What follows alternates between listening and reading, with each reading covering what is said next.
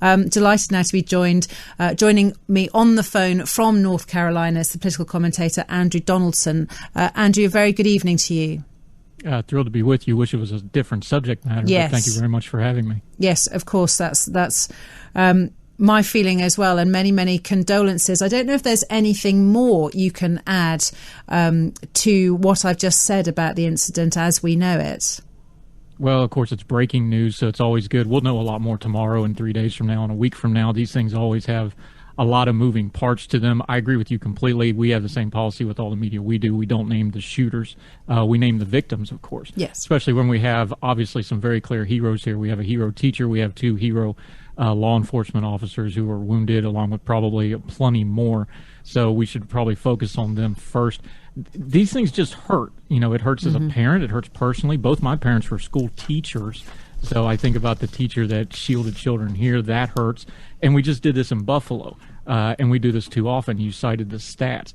The thing we need to examine here, of course, is that there's multiple phases to this problem. Yes, we can talk about guns. We can talk about legislation. There's a lot of societal stuff we need to talk about here. There's cultural stuff we need to talk about here. There's a lot of factors that go into these things. A lot of them don't make sense. The human mind, when it goes to that level of wicked and evilness, usually doesn't make sense even once we know all the facts on the ground. It's a big old mess, as we say. And I don't know that we're going to have quick, clean answers. I don't know that we'll have answers in a few weeks. And all too often in these cases, we never really do get good answers. And we just end up having the same debates over and over again until the next shooting happens. I was talking about the lack of answers and the lack of agreement between 2 camps that are at each other's throats, and it is a very, very divisive and a very emotive subject. And I was also saying, Andrew, that Brits find it very difficult to comprehend over here on this side of the pond, because most of us we will see this story in our newspapers tomorrow morning or on our TV screens tomorrow morning. We will hear about these babies and these parents who've lost their children, and we just, we'll wring our hands and we'll say, why can't these silly Americans just take all these guns away? Now, we know it's not that straightforward, but I wonder if you can try to explain to my audience tonight why it is such a complicated, thorny issue, and why so many votes seem to depend on which side of the argument you're on.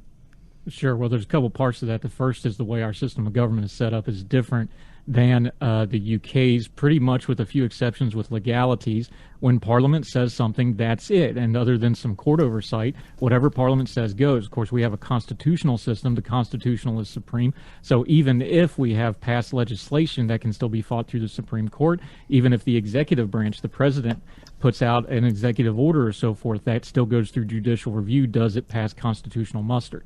So that's why the Second Amendment is it's not supremacy to it, but it's a lot harder to change. They can't just pass a law and change it. And that's something that somebody from a parliamentary system probably has a little trouble getting their heads around. Now, the practical that you mentioned there is also that why do we keep talking about this? Well, guns is a very touchy subject. We're in a midterm election year. In fact, you kept talking about Attorney General Paxton in Texas. His runoff election is actually today, perversely enough. Texans were going to the polls in his runoff election.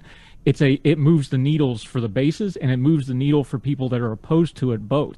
So this is a issue that fundraises really well for both sides. It's an issue that gets engagement on both sides, and it's an issue that really drives votes on both sides. And it's one of those things, as the cultural rhetoric has gone up and up over the last few years. This is one of them, along with a couple other issues like abortion that we just covered. It gets louder and louder and louder and more vicious and more defined. So that's a nutshell of a lot of different moving parts, but that's the best answer I can give you to those 2 things in a quick soundbite. Well, it was a very impressive answer as well, but forgive me from my own point of view, rather a depressing answer, because it didn't offer much hope that anything's going to change or that you'll see fewer horrendous shootings like this in the next few years. Well, we barely made it a week. We just did the Buffalo shooting. Of course, we don't know the circumstances of the Texas one, so I'm not going to speculate until we know it. We know what happened there. We had an individual who, in his isolation during COVID, this is his own words now, he marinated himself in evil and wickedness, racial hatred, these sorts of things, traveled a great distance to a minority neighborhood, which was what he had based his hatred towards, and shot up a food store and killed 10 people. And, things like that just doesn't make sense to a normal, functional human being. We understand there's hatred and wicked in the world, but that doesn't make any sense. And there was the case there He was known. There was a known mental health issue. He was known to probably be a threat because he was a juvenile that turned 18. There was some loophole things that they're going to have to look at in that particular case. What are we going to find out about this 18-year-old? I don't know, but we do know a pattern. Young man, male, there's a cultural thing that's going to have to be discussed there, and just doing legislation over guns isn't going to address that cultural part of that. There's something societal going on here in America that isn't getting talked about in the right ways. It's getting talked about in really loud ways. It's getting talked about in ways that drive passions, but it's not really getting effective. Do we have mental health care issues that need to be addressed? Do we have societal issues and communal issues that need to be addressed? These things are complicated. They don't have one-size-fits-all policies. They don't have a legislative fix. It's going to be an all-of-the-above approach to ever actually deal with things like mass shootings, and we tend to want to pick out our one or two things we want to focus on, and then we end up in this big circle again, and then we have another mass shooting, and we go, well, what happened? Well, what happened was we did the same circle again and again and again, and we know the old joke about insanity, repeating things. I fear we will continue to repeat it. So I hate to add to your depression to my answer, but that just seems to be the facts on the ground as they are. And Andrew, explain to me whether you think Joe Biden is up to the job or up for the job, as in, does he have the political appetite for it? And if he did have the political appetite for it, would he be capable of delivering anything on this issue? Well, this is actually, oddly enough, one of his signature issues. When he was Senator Biden back in the 90s, he was heading up the assault weapons ban. We had it for 10 years from 94 to 2004. That was a Joe Biden special. That was one of his signature senatorial accomplishments in his very long tenure in the U.S. Senate.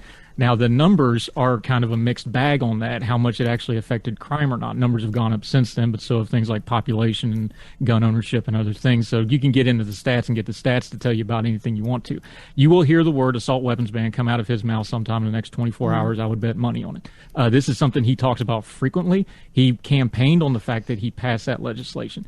The political reality is he has a 50-50 Senate in a midterm election year where his party's probably going to lose control of Congress. So no, there is probably nothing that's going to get done legislatively, just practically, and the math of it is going to get done no matter what the president wants to do. He's going to talk about it. He's talked about it all of his career. There's pretty much nothing he's going to be able to do about it going forward, at least until after this election. And then if they lose the House of Representatives, which looks like it's going to happen, then they're really not going to get anything done with it. And coming back to your original point, he's got a very right-wing Supreme Court. Yeah, he does. And the Supreme Court, and look, even if you put something to the Supreme Court today on it, it would take 2 or 3 years to get to them, even if they fast-tracked it. The Supreme Court's its own mess, and we could talk an hour on that. But this is a court that's probably going to be very friendly to gun rights, the Second Amendment, and gun ownership issues, and it's going to be probably pretty protective of those things.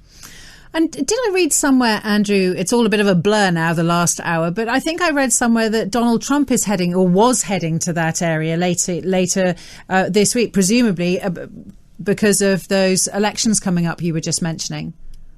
I would hope he does not. He's a private citizen. He's entitled to do whatever he wants to do now. This is probably one of those areas I would recommend if I was advising him to kind of stay out of it. I mean, I think this was prior. He was due to be there. You know, that was the timetable prior to this incident. I don't mean it as a dispersion on him. If I was advising him, especially with the political situation, I would tell him that might be a good idea to not do that. We'll see what he does.